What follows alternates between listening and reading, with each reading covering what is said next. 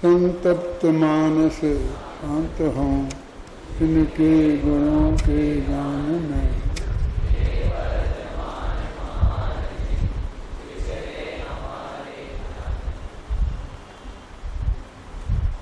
कर्मान योग सूचक चूलिका चल रही है और पहली गाथा अपन ने चलाई थी, उसके पीछे 3 गाथाएं मंगलाचरण की और आगे 2 मंगलाचरण की गाथाएं हैं और उसके बाद फिर वो कहते हैं श्रामण्य को धारण करो। उसके नीचे संस्कृत में छोटी सी टीका है, वो छोटी सी टीका जो है वो भी हमें उत्थान का ही है। टीका तो क्या है, उत्थान का ही है, जिसमें उन्होंने ये बात कही है कि अभी मैंने ये दीक्षा ग्रहण की है और हे शिष्यों तुम उस दीक्षा को ग्रहण करो। अभी अपन अमरचंद्राचार्य को अलग कर दें, जयसेनाचार्य को अलग कर दें, बस अकेले कुंदाचार्य को देखें तो पूरा वो जो गए तो विज्ञापन समाप्त हुआ था, उसके बाद बस सीधी वो एक गाथा लिखते हैं। और जिस गाथा में कल अपन ने पढ़ी थी कि एवं पणनीय सिद्धे जिनवर बसहे पुणो पुणो समणे परवज्जन सामान्यम यदि इच्छसी पदक्यम मोक्षम। तो इस प्रकार सिद्धों को, अरहंतों को, आचार्य उपाध्याय और साधुओं को नमस्कार करके एवं कहकर वो पिछली विधि में जो है उस तरह से करके इसकी चर्चा अपन कर चुके हैं। सामान्यम परवज्जनु, यदि तुम दुख से छूटना चाहते हो तो श्रामण्य को ग्रहण करो। गाथा में तो सिर्फ इतना ही लिखा कुंद ने, और शिष्यों को सीधा संबोधन कर रहे हैं कि तुम्हें संसार से छूटना है तो मुनि धर्म अंगीकार करो, क्योंकि मुनि धर्म अंगीकार किए बिना न आज तक किसी को मोक्ष हुआ है और न कभी। वो अनिवार्य है, ऐसा नहीं है, ऑप्शनल नहीं है। आचार्य बनना, उपाध्याय बनना तो ऑप्शनल है, बने और ना बने और वे सीधे मोक्ष चले जा सकते हैं अरहंत भगवान। और ना बने और बने और ना बने क्या, असली जो तीर्थंकर हैं वे तो बनते ही नहीं, आचार्य उपाध्याय वो बनते ही नहीं। मैंने जब वो मुनि अवस्था में कोई क्लास नहीं पढ़ाते हैं, किसी को कुछ उपदेश नहीं देते हैं, किसी को दीक्षा नहीं देते हैं, माने आचार्यत्व भी नहीं करते हैं और उपायाध्यत्व भी नहीं करते हैं, और मोक्ष जाते हैं। यानी ये अनिवार्य नहीं है, अनिवार्य साधु होना अनिवार्य है। तो वो कहते हैं श्रामण्य को धारण करो। टीका में अमृतचंद्राचार्य 2-3 पंक्तियों में ये कहते हैं कि ऐसा श्रामण्य मैंने धारण किया है और तुम्हें यदि चाहते हो तो तुम भी धारण करो। यानी कुंद नहीं कहते हैं कि मैंने धारण किया है, लेकिन टीका में अमृतचंद्राचार्य कहते हैं। अब उसमें 2 वाक्य ही ऐसे हैं कि जिन पर मुझे कुछ कहना है। देखो,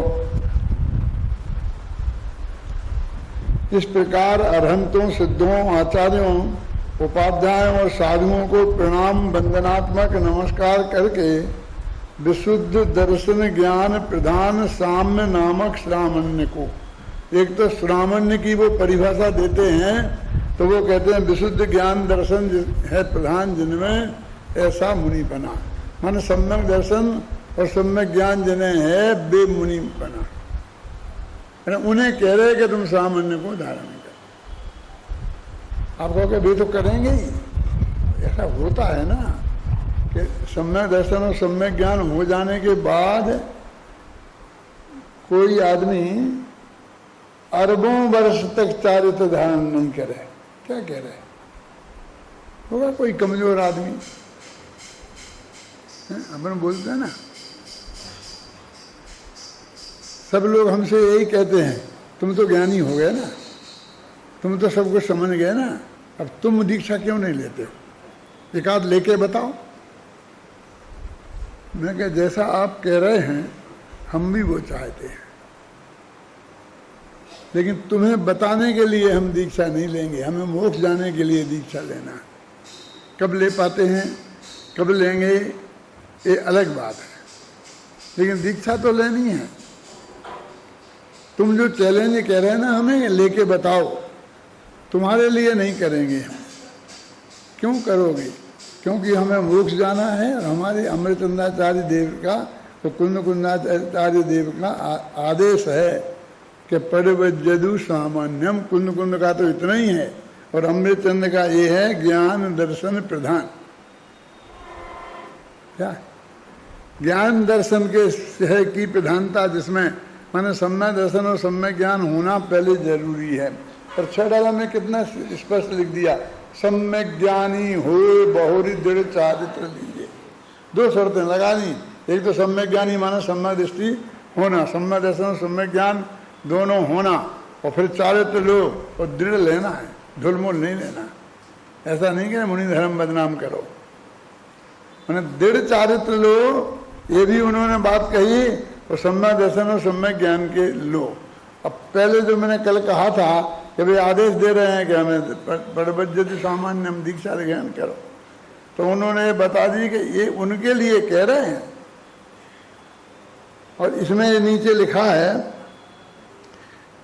कि प्रणाम बंदना कि विशुद्ध ज्ञान दर्शन प्रधान, समझे ना, ज्ञान दर्शन है प्रधान, जिसमें ऐसे साम्य नामक श्रावण्य को धारण करो। साम्य नामक श्रावण्य, ये 28 मूलगुण वाला श्रावण्य नहीं है ना, कि साम्य नामक श्रावण्य क्या है। कल मैं सोच रहा था कमल जी कि 6वां गुणस्थान और 7वां गुणस्थान, 6वां गुणस्थान और 7वां गुणस्थान में मुनिराज झूलते रहते हैं।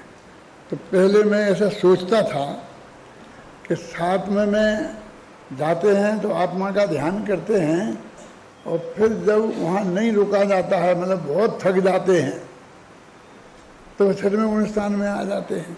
तो आते ही फिर कोशिश करने लग जाते हैं। क्या? क्योंकि फिर निरंतर प्रयत्न नहीं करें तो 7वें में जाएंगे कैसे, ऐसा मैं कहता रहा हूँ। इसलिए वास्तव में तो वो 7वें की तैयारी में पूरा मुनि धर्म का समय जाता है। अब मेरे दिमाग में उल्टा आया है, 6वें माने विकल्प में उलझन, माने थकावट के काम में आना, और 7वें माने बिल्कुल आराम में चले जाए। क्या? जब यहाँ से थक जाते हैं तो आराम में चले जाते हैं। क्या? फिर वहां से थकने का काम क्या है? क्योंकि जिसका मैंने पिछले दिनों बहुत व्याख्यान किए हैं और विद्यार्थियों के सामने मुझे अभी करना बाकी है कि वो माने ध्यान की अवस्था क्या होती है। जानो नहीं, क्या वो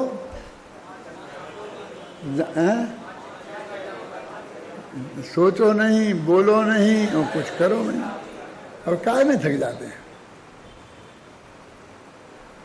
कि जानो, कि जानना भी सहज होने दो, जानो जानो नहीं, जानना भी सहज होने दो।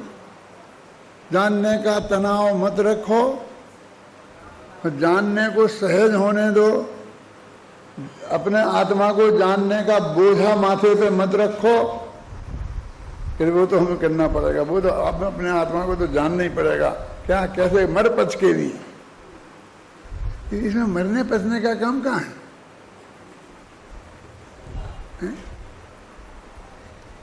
कि वो जानना तो सहज होता है, तो जानने का बाज भी, भार भी माथे पे मत रखो, बोझा भी माथे को रखो मत रखो, तो सारे भार को भाड़ में झोंक दो। अब वो अनंत आनंद की स्थिति, छठवें गुण स्थान से कई गुणे आनंद की स्थिति, उसमें क्या की थकान के थकान हो जाती है, तो लौट के छठवें गुण स्थान में आ जाते हैं।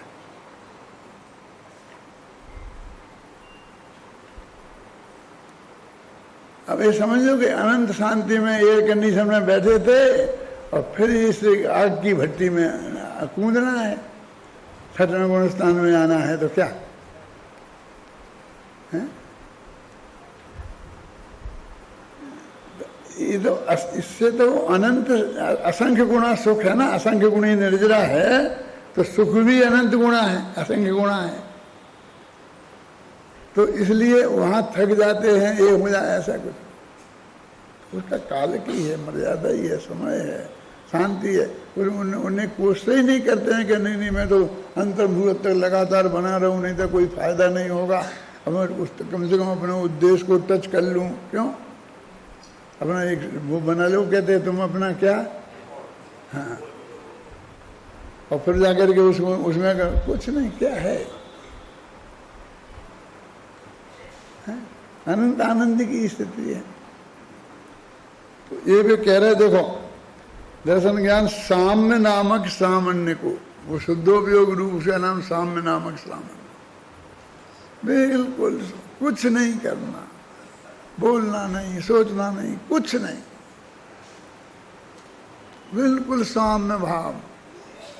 जो भी जगत है उसमें जो हो रहा है बस सिर्फ उसे जानते रहना है, बिल्कुल विकल्प नहीं होना। देखो कश्मीर की हालत बहुत खराब है, न मालूम क्या होने वाला है, कि तुझे क्या करना, तेरे देह का योग होना होगा तो हो जाएगा, इसमें क्या फर्क पड़ने वाला है। एक बात थी, फिर याद करता हूं, तुम्हें दिलाने के लिए नहीं, खुद याद करने के लिए, कि मेरे एक विद्यार्थी ने देवलाली में कहा था, मोटानी जी आप थे ना, कि पंचम काल के अंत तक हमको इस वितरागी तत्व ज्ञान को ले जाना है, ये हमारी जिम्मेदारी है। क्यों कहा था कि नहीं कहा था? मैंने कहा कि क्या कह रहा है तू, पंचम काल के अंत तक क्यों, छठवें काल में क्यों नहीं, बाद में क्यों नहीं?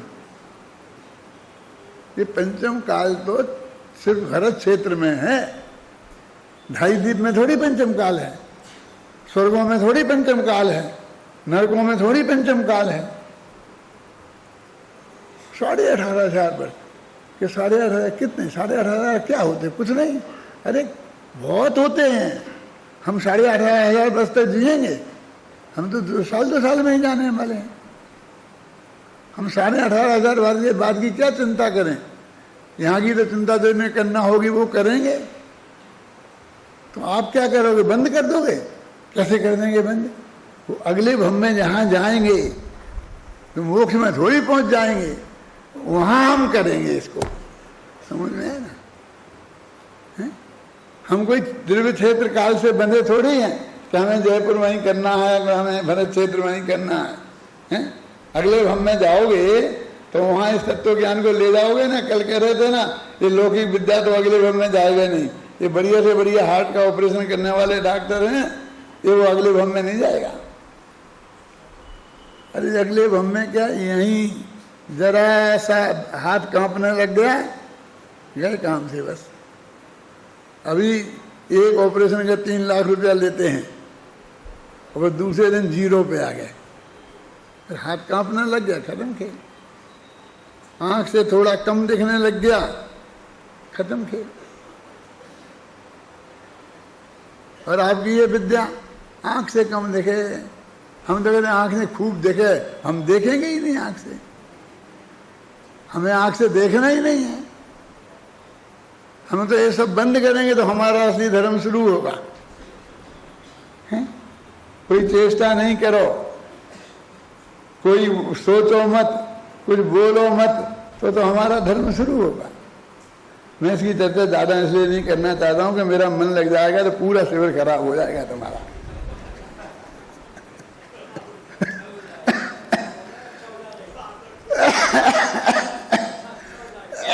फिर मेरे से छूटता नहीं है। लेकिन मैं सिर्फ ये बताना चाहता हूं कि 6वें से 7वें में वे कहते हैं हम सम्यक दर्शन ज्ञान पूर्वक आए हैं और मैं वो साम्य भाव रूप सामान्य को धारण करता हूं। देखो क्या लिखा, एक शब्द में के लिए आपसे बात करें, सुस्थिता, एक सुस्थिता शब्द है। देखो क्या है, कहेंगे इस जिस सामान्य की इस ग्रंथ में कहे गए ज्ञान तत्व और ज्ञेय तत्व प्रज्ञापन नामक 2 अधिकारों की रचना द्वारा स्वस्थता हुई है। ये स्वस्थता है, संस्कृत में है ना, सोस्थित्यम लेप प्रत्यय है ना, और हिंदी में ता लगा करके उसको हम भाववाची बनाते हैं। भाववाची बनाया है और क्या, वो कहते हैं कि मैंने वो सामान्य धारण किया है जो ज्ञान तत्व प्रज्ञापन और ज्ञेय तत्व प्रज्ञापन को मैंने लिखा है ना। अमरचंद कह रहे मैंने टीका की है ना, मैंने उससे गहराई का अध्ययन किया है, उससे वो मेरे बहुत दृढ़ हो गए हैं, सुस्थित हो गए हैं, अच्छी तरह स्थित हो गए हैं। ऐसा मैं उस चारित्र को धारण करता हूं। ये कहते हैं देखो, तो अब मैं अर्थ नहीं करूंगा, फिर पढ़ूंगा सिर्फ, तुम ध्यान देना है। साम्य नामक श्रामण्य को देखो, इस प्रकार अरहंतों, सिद्धों, आचार्यों, उपाध्यायों और साधुओं को प्रणाम वंदनात्मक नमस्कार करके अब विशुद्ध ज्ञान दर्शन प्रधान साम्य नामक श्रामण्य, तो ज्ञान दर्शन प्रधान साम्य माने चारित्र शुद्धोपयोग, ऐसा शुद्धोपयोग उसका नाम है मुनिपना। उस श्रामण्य को परमात्म जिस श्रामण्य की इस ग्रंथ में कहे हुए ज्ञान तत्व विज्ञापन और ज्ञेय तत्व विज्ञापन से सुस्थता हुई है, उसको डिफाइन कर रहे हैं। मैंने ये किया ना, ये उससे मेरे को ये हुआ है, हुई है। उस श्रामण्य को स्वीकार किया है किसने? मैंने। वो कह रहे तुम उसमें तो अमरचंद समुद्र कहते हैं तुम श्रामण्य को धारण करो, वे कहते हैं कि मैंने उस श्रामण्य को धारण किया है। किस श्रामण्य को?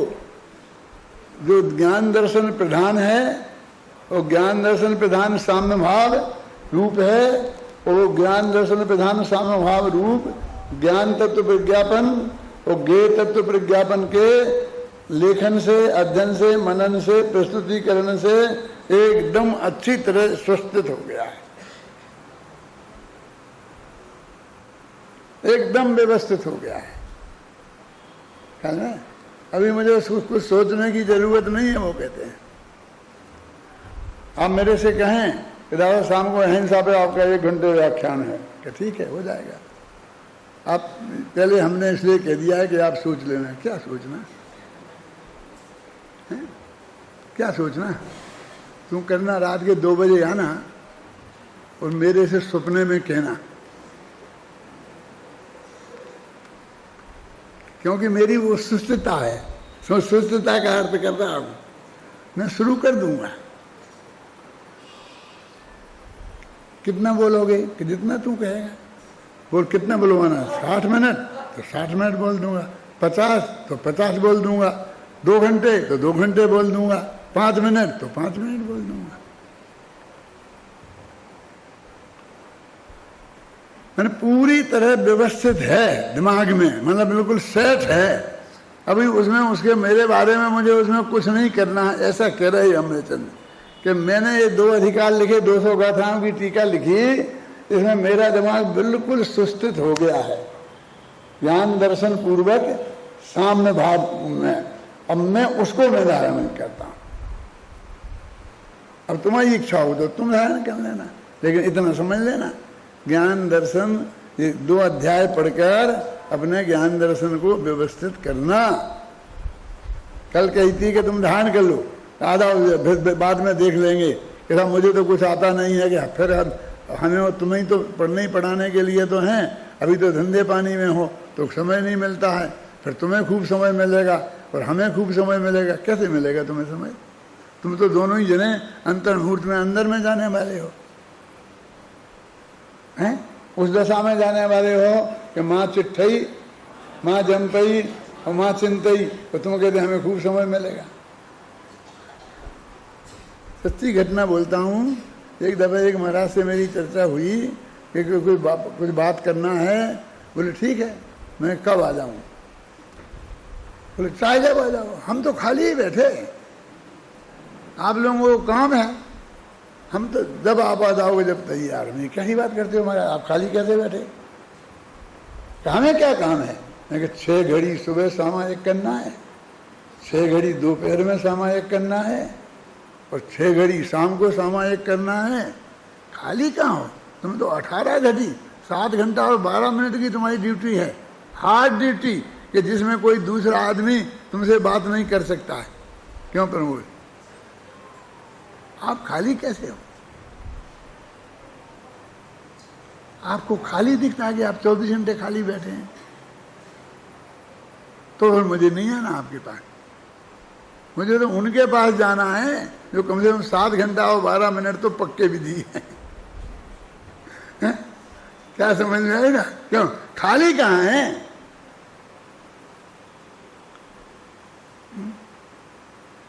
यानी आजकल तो मैंने सब बंद कर दिया है। क्या बंद कर दिया है? जो तुम नहीं करते थे वो बंद कर दिया है। जिसमें आज तक तुमने कुछ नहीं किया है, 0 किया है, वो बंद कर दिया है तुमने। अभी इतना पढ़ा, इतना समझा कि इसमें रंच मात्र भी हमारे किए कुछ होता नहीं है, पर हमने कुछ किया नहीं है और तुम्हें उसके मारे फुर्सत नहीं है। हमें तो पूरी फुर्सत हो गई। क्यों? क्योंकि हमें समझ में आ गया कि हमने कुछ किया ही नहीं है और हमें कुछ करना ही नहीं है, और जो होना है वो तो नक्की है, केवल ज्ञानी ने गाया है। जो होना है सो नक्की है, केवल ज्ञानी ने गाया है। उस पर तो श्रद्धा ला न सका, परिवर्तन का अभिमान किया, बनकर पर का करता अब तक सत का न प्रभु। क्या अर्थ है बेटा सत का न प्रभु सम्मान किया का? क्यों संजीव, आता है तुम पूजा में सुबह के? नहीं, अर्थ नहीं करता है। क्यों तेरे को फुर्सत नहीं मिलती कि समय नहीं है?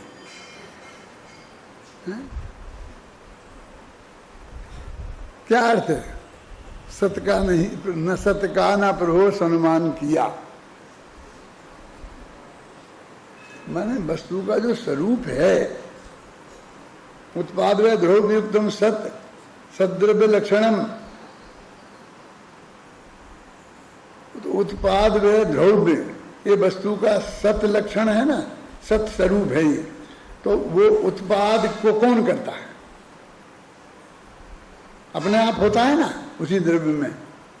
कि वही द्रव्य कह रहे, उसे भी कहने की क्या जरूरत है, वो तो स्वभाव है। और व्यय और फिर कायम रहना, ये 3 चीजें प्रति समय उसमें रहती हैं और उसमें तुझे कुछ नहीं करना। तू उसका रंच मात्र भी फेरफार नहीं कर सकता। हर द्रव्य में उत्पाद व द्रव्य तो होगा ही होगा।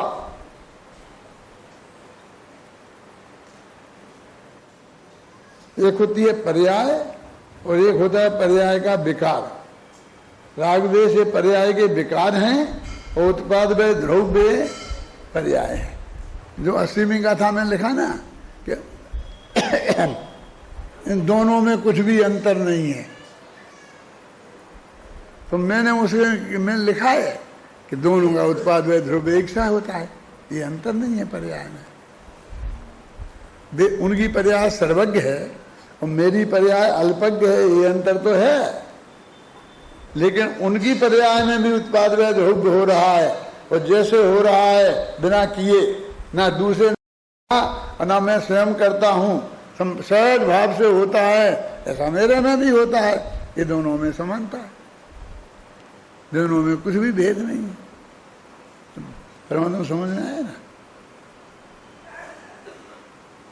ये सत्य है और मुझे ये करना है, मैं ये करके छोड़ूंगा, ये सत्य का अपमान है।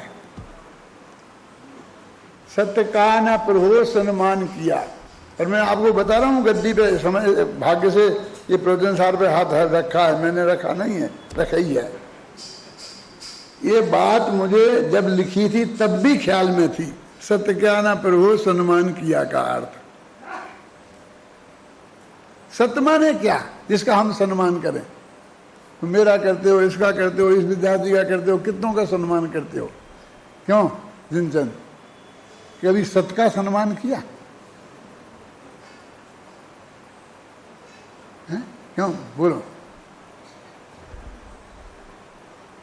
सत्य का न प्रभु सम्मान किया। जो वस्तु स्वरूप है, जो उत्पाद व द्रव्य वस्तु का स्वरूप है, जो निरंतर प्रत्येक द्रव्य में होता ही होता है, एक समय भी नहीं रुकता है, जैसा कभी नहीं बदलना इसका स्वभाव है, वैसा ही प्रति समय बदलना भी इसका स्वभाव है। किताबें नहीं रखी तुमने मेरे पास? तुम्हारे पास तो सबके पास है ना, लाओ, है ना? कल मेरे पास एक भाई आए थे, वो कह रहे थे अभय जी कि अपन तो त्रिकाली ध्रुव वाले हैं ना, जो कभी जिसमें कुछ होता ही नहीं, कभी बदलता ही नहीं। अपन तो वो भगवान आत्मा है ना, अपनापन तो उसमें ही है ना, कि अपन को अपन तो अपरिणामी हैं, अपन परिणामी नहीं है क्या? तो मैंने इसमें लिखा है कि हम द्रव्य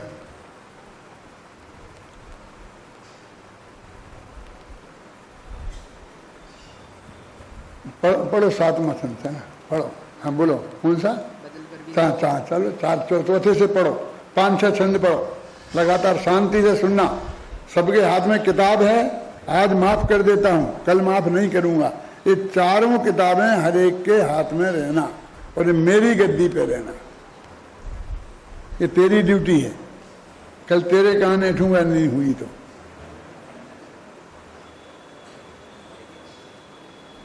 पढ़ो, कौन पढ़ रहा है? हाँ हाँ। इस जगत का सब परिणाम एक दम सुनिश्चित जानिए, बदलने की भावना एक दम असंभव मानिए। ऐसी असंभव भावना मिथ्यात्व ज्ञान है, जिन देव का ऐसा कथन यह सभी मिथ्या। कहाँ से पढ़ रहा है? चौथा छंद बोला था ना, बदल कर भी ना बदलना, बिना बदले बदलना। कौन सी किताब वो होगी? दूसरी लाना में दूसरी किताब। हाँ पढ़ो पढ़ो, तुम तो पढ़ो। हाँ इसमें कहाँ है? पुस्तक तत्व चिंतन। बदल कर भी बदलना, बिना बदले बदलना रे, बदलना ना बदलना यह वस्तु का परिणमन है। अपेक्षा को समझना ही एकमात्र उपाय है, नहीं समझी अपेक्षा तो उलझना ही नियति है। पढ़ो पढ़ो। यदि चाहते हो सुलझना तो अपेक्षा पर ध्यान दो, अपेक्षा समझे बिना तुम पार पा सकते नहीं। साधवादी जैनियों की साधवादी पद्धति को समझना ही समझ लो, बस एकमात्र उपाय है। ना बदल कर बदला करे, या नहीं बदले बदल कर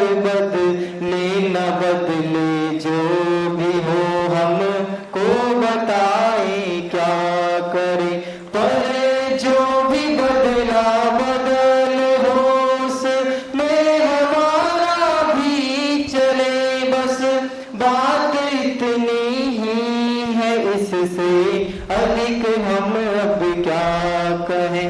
इस जगत का सब परिणमन एक दम सुनिश्चित जानिए, बदलने की भावना एकदम असंभव मानिए। ऐसी असंभव भावना मिथ्यात्व है, अज्ञान है, जिन देव का ऐसा कथन यह सभी मिथ्या ज्ञान है। एक द्रव्य का अन्य द्रव्य में चलता नहीं कुछ रंच भी, यह कथन है जिन देव का इसमें न अंतर रंच भी। यह अटल सिद्धांत है, इसमें किसी का क्या चले, है ठीक इस सिद्धांत के अनुकूल अपना मन बने। सत माने क्या? जो वस्तु का स्वरूप है वो सत है, उसे समझना, उसके अनुसार अपना परिणमन को स्वीकार करना, ये सत का सम्मान है।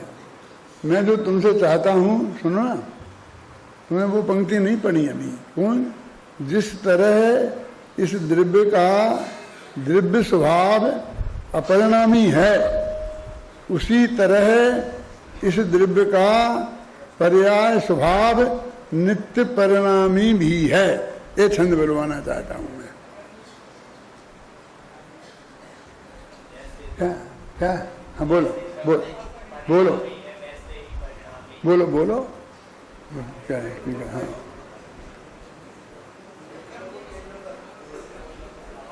उसे बताओ जो वो बोलता है। क्या? मुझे क्या बताते हो, उसे बताओ।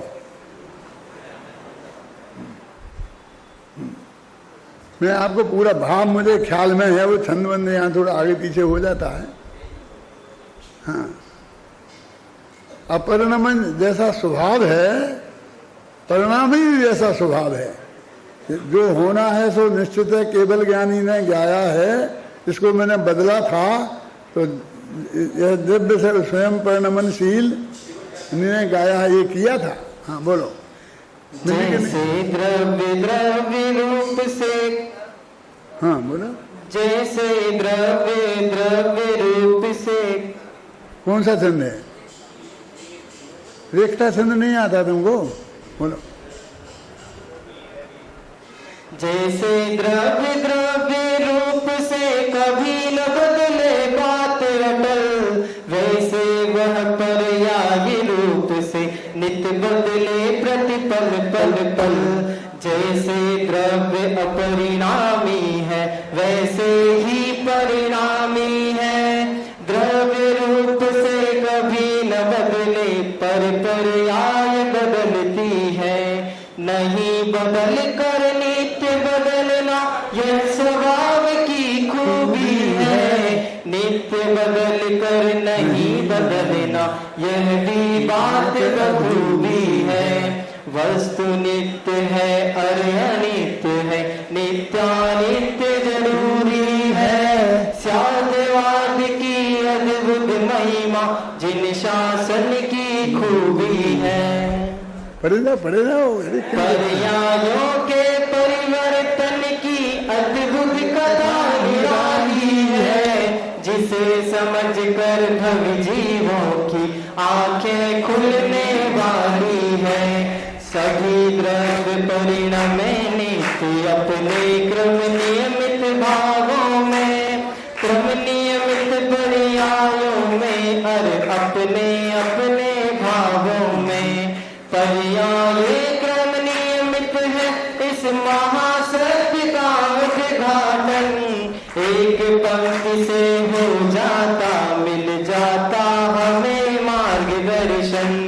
आत्मख्याति की इस पंक्ति पर बार बार मिल जाऊं मैं।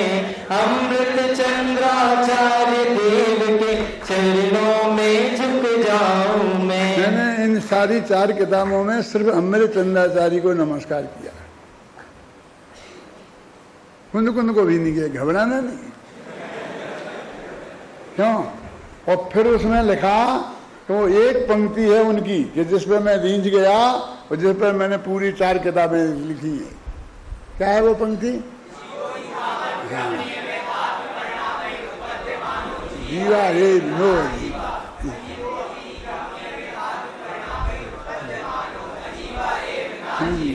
अमृत चंद्र की एक पंक्ति पर बालिवार बल जाऊं मैं और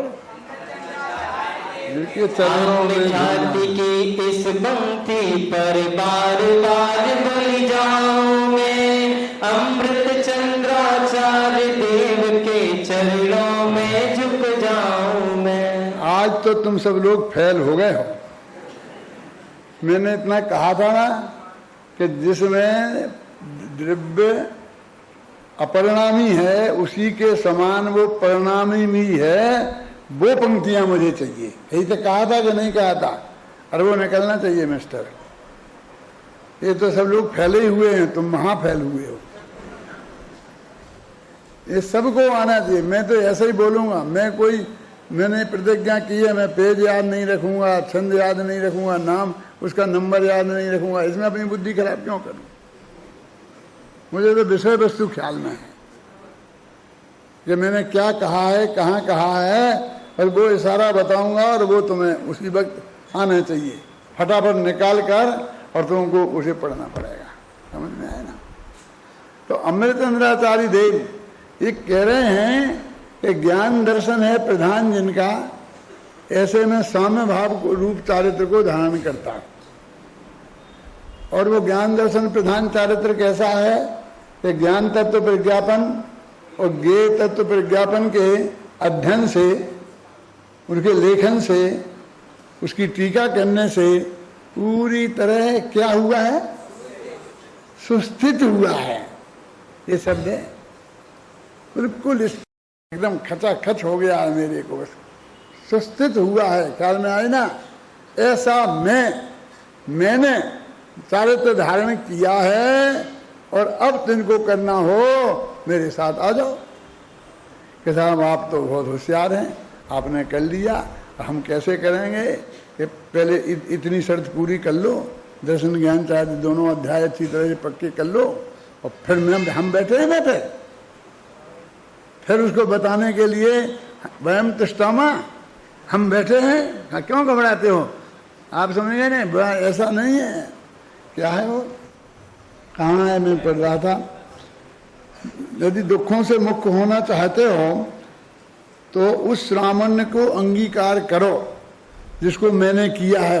मैंने कैसे किया वो मैंने बता दिया। उस श्रामण्य को अंगीकार करने का यथानुभूत जो मार्ग है उसके प्रणेता हम यहाँ खड़े हैं। यह नहीं है, यहाँ है वो। हम यहाँ खड़े हैं ना, माने जो आचार्य हैं, ठीक है, देखो आचार्य हम लिखते हैं, मैं लिखना चाहिए कि मैं यहाँ खड़ा हूँ। अपने को हम कहा जाता है। हम कल प्रवचन नहीं करेंगे कि मैं कल प्रवचन नहीं करूँगा, क्या कहना चाहिए? हम नहीं करेंगे, अभिमान लगता है। क्यों? ये सत्य नहीं है। मैं नहीं करूँगा, कहो ना आप। आदरार्थे बहुवचनम, आदरार्थ में बहुवचन का प्रयोग होता है। तो अपने लिए हम अपना आदर नहीं करें, तो हम ही अपना आदर नहीं करेंगे तो कौन हमारा आदर करेगा? हमारे पास जब ये कुंद कुंद का माल है, अमृतचंद का माल है, गुरुदेव का माल है, तो उसमें हमको गौरव का अनुभव नहीं होगा तो क्यों नहीं होगा? कल एक लड़का मेरे पास आया था कि दादा आप ऐसे कॉन्फिडेंस से कैसे कहते हैं कि हमने ये कहा है, ये पक्की बात है, हम अथॉरिटी हैं बोलते। कौन आया था? हाथ उठाओ। आया था एक लड़का। अथॉरिटी से कैसे कहते हो? अथॉरिटी से कैसे कहते हैं?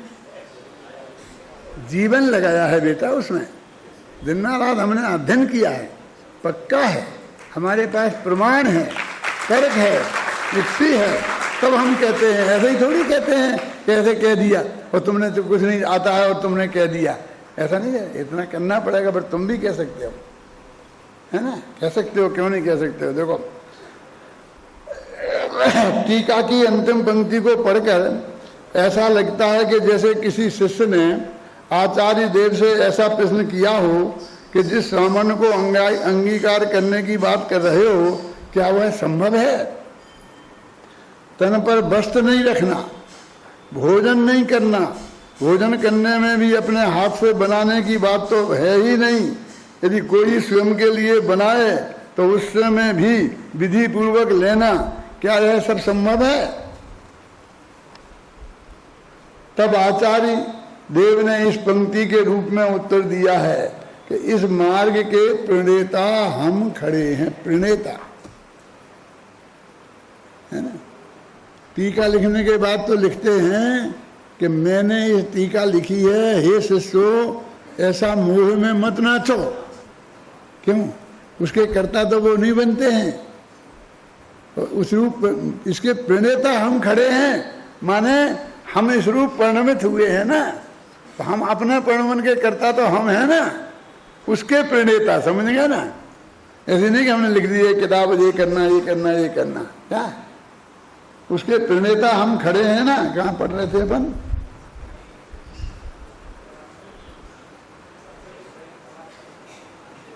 पेज निकल जाता है। हमें ये शब्द सुनकर ऐसा लग सकता है कि अभिमान के भरे शब्द हैं, किंतु ये अभिमान से भरे शब्द ना होकर आत्मविश्वास से भरे हुए शब्द हैं। अर्थात उस शिष्यों में आत्मविश्वास भरने वाले शब्द हैं। यह वह पंक्ति है जिस पंक्ति को पढ़ने के बाद गुरुदेव श्री उछल पड़े थे। वे इन शब्दों पर इतने रींझ गए थे, इतने भाव विवल हो गए थे, मानो अमृतचंद्राचार्य साक्षात उनसे ही कह रहे हों कि हम तुम्हारे पीछे खड़े हैं। क्यों चिंता करते हो? ग्रंथारंभ में आचार्य देव ने पंच परमेश्वरियों को नमस्कार करके मोह और क्षोभ से रहित साम्य भाव धारण करने की प्रतिज्ञा की थी और कहा था कि यह साम्य भाव ही चारित्र है, धर्म है। उक्त चारित्र को धारण करने के लिए जिस तत्वज्ञान को जानना अति आवश्यक है, उक्त तत्वज्ञान की चर्चा ज्ञान तत्व प्रज्ञापन और ज्ञेय तत्व प्रज्ञापन के अधिकारों में करने के उपरांत आचार्य देव कर रहे हैं कि जिस प्रकार ज्ञान तत्व ज्ञेय तत्व को जानकर पंच परमेश्वरी के नमस्कार पूर्वक हमने चारित्र धारण किया है, यदि तुम दुखों से छूटना चाहते हो तो उसी ज्ञान तत्व और ज्ञेय तत्व को समझकर पंच परमेश्वरी के स्मरण पूर्वक तुम भी चारित्र धारण करो, है ना। क्योंकि सम्यक दर्शन और सम्यक ज्ञान पूर्वक चारित्र धारण किए बिना दुखों से छुटकारा संभव नहीं है, मुक्ति प्राप्त करना संभव नहीं है। चारित्र अंगीकार करने में यदि तुम्हें कुछ भय लग रहा हो तो हम तुमसे कहते हैं कि तुम चिंता ना करो, तुम्हारा मार्गदर्शन करने के लिए मुक्ति मार्ग के प्रणेता जानकार हम यहाँ खड़े हैं ना। देखो आचार्य देव की वाणी में कितना आत्मविश्वास है और कितना करुणा भाव प्रस्फुट हो रहा है। वे मात्र इस बात को कहते ही नहीं, अपितु अगली गाथाओं में उनकी टीका में मुनि धर्म धारण करने की विधि भी बताते हैं। अब अगली गाथा कल चलाएंगे अपन, लेकिन मैं ये आपसे कहना कल कहा था, फिर एक दफा कहता हूँ कि कम से कम मुनि धर्म का स्वरूप समझने के लिए प्रवचन सार की ये तरुणान योग सूचक चूलिका को बहुत गहराई से अध्ययन कर लेना चाहिए। फिर और ग्रंथ में क्या लिखा, कहाँ लिखा, वो भी सब अच्छा ही है, ये नहीं कह रहा हूँ नहीं है, लेकिन इसमें ये तो हमारे लिए परम पूज्य बहुत प्रमाणिक आचार्य है ना अमृतचंद्राचार्य। अब वो जो बता रहे कि कैसा होना चाहिए, उस प्रकार ये चारित्र कैसे होता है जीवन में। माने ये मेरे कहने का अर्थ ये है कि यदि हमें सम्मा दर्शन ज्ञान की प्राप्ति हो जाए, यदि नहीं हो ही जाएगी, हो ही जाना चाहिए, तो फिर हम चारित्र धारण करने में पूरी तरह समर्थ हों, इतना ज्ञान हमें हो जाना चाहिए। एक बात मैंने आपसे कही थी कि चौथा और पांचवा गुणस्थान हो जाने के बाद अरबों बरस तक चारित्र नहीं लेवे ऐसा हो सकता है। आज पता लगा होगा, क्योंकि वो बात अधूरी वहीं छूट गई है ना। भावलिंगी मुनिराज थे, सर्वा सिद्धि चले गए। अब 33 सागर में अरबों बरस होते हैं कि नहीं? हमें बहुत ज्यादा लग रहा है। तो 33 सागर बाद आए तो एक एक दिन मुश्किल से कटा होगा कि कब मनुष्य पर्याय पाऊं और मैं चारित्र धारण करूं। होना चाहिए ना ऐसा, बोलो। होना जी करे बराबर, लेकिन क्या करें, वे आदिनाथ आए और फिर 84,000 पूरब की आयु पाई और 83,000 वर्ष तक कोई बात ही नहीं करते हैं। यहां भी उसी में जमे रहे। क्या है, देखो तो, सोचो तो, क्या क्या स्थिति है लोग की। अभय जी हैं कि वहां तड़प रहे हो, मैं कब धारण करूं, मैं कब धारण करूं, मैं कब धारण करूं। अब तो बस मैं जाऊं मनुष्य पर्याय में, जाते ही मुझे मनुष्य पर्याय मिले तो 8 वर्ष की उम्र के अंतर मुहूर्त में धारण कर लेना चाहिए था। वो मैंने लिखी ना पंचकल्याण वाली किताब में कि जब उनके माँ बाप आए उनकी शादी का प्रस्ताव लेकर के, हैं, तो कितनी प्लानिंग करी थी उनने, हैं, कि ये तो शादी करेगा ही नहीं। और उनने कही तो नहीं, क्यों, क्या क्या आप चाहते क्या हैं? हम चाहते हैं कि आप शादी कर लो, तो ठीक है। बताओ कोई लड़की कर ले, 1 सेकंड में हाँ कर दी। हम तो समझ रहे थे ये करेगा नहीं जिंदगी में शादी, और वो 1 सेकंड में हाँ भर दी। और फिर 83 लाख पूरब तक। क्यों? इंद्र को चिंता करनी पड़ी कि ये तो दीक्षा लेते ही नहीं है, फिर धर्म का प्रचार कब होगा? सारी जिंदगी निकल गई। क्यों? तो ऐसे मस्त हो गए उसमें। जो मैंने कहा ना, अरबों वर्ष तक ऐसा हो सकता है, तो इसके लिए परबज्जदु सामान्यम, तो उससे कह रहे सामान्य को धारण करो। उसके पहले तो करने की बातें नहीं, कहने की बातें नहीं, है ना। जैसे अपना नियम होता है ना, मेडिकल कॉलेज में भर्ती कराना है तो उसके पहले बीएससी होना चाहिए, ये होना चाहिए, वो होना चाहिए। वो पूरी परीक्षाएं जिसने पास करनी हो उसको कह रहे हैं। पहली क्लास वाले को नहीं कह रहे हैं कि तुम मेडिकल कॉलेज में भर जाना। हम कहते हैं सारे देश में आओ हमारे टोडरमल महाविद्यालय में भर्ती हो जाओ, आ जाओ हमारे में। कि मैं आ जाऊँ? हाँ बिल्कुल आ जाओ। कौन सी क्लास पास हो गए? 8वीं की परीक्षा दिए कि बेटा 3 साल बाद आना। कहते कि नहीं कहते? कि वो 10वीं पास किए बिना मत आना, और फर्स्ट डिवीजन नहीं आओ तो मत आना। क्यों? और पक्का जीवन इसमें ही लगाने का विकल्प हो तो आना। फिर शर्तें पे शर्तें लगती जाएंगी कि नहीं लगती जाएंगी? पाबंदियों की फौज थोड़ी करनी है? तो इसलिए अमृतचंद्राचारी उस मर्यादा में अपनी बात कह रहे कि श्रवण पना धारण करो। कितना